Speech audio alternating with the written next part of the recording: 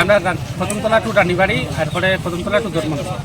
কি হয়েছে? রাস্তাটা একবার বেয়াল দোষ, আমরা গাড়ি করে একদম চালাইতাম পাইতাম না।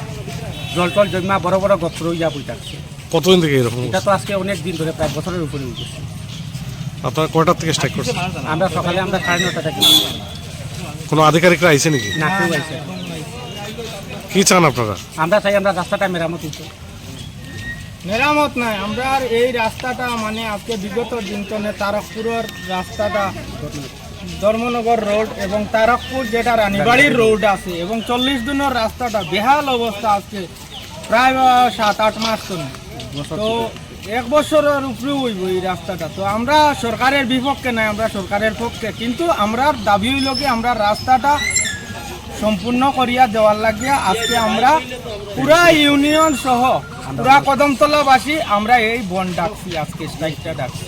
এটাই আমরা দাবি ত্রিপুরার মুখ্যমন্ত্রীর কাছে যে আগামী দিন যাতে আমরা এই দাবিটা মানার জন্য। রাস্তাঘাট বন্ধ করছি, এই যে রাস্তাঘাটের বেহাল অবস্থা, আমরা গাড়ি চালাইতে পারি, গাড়ির অনেক ক্ষয়ক্ষতি হয়। কোনোটা রাস্তা প্যাসেঞ্জার লইয়া গাড়ি লইয়া রাস্তার দিকে যাওয়া যায় না, অ্যাক্সিডেন্ট হয়, রাস্তাঘাট ঠিক নাই। তারপর থেকে ধর্মনগরের রাস্তার বেহাল অবস্থা। দেখেন, অনেক দিন যাবৎ কদমতলা থেকে ধর্মনগর এবং কদমতলা থেকে তারকপুর বা কদমতলা থেকে ফুলবাড়ির যে রাস্তাগুলো আছে সেই রাস্তাগুলোর বেহাল দশা।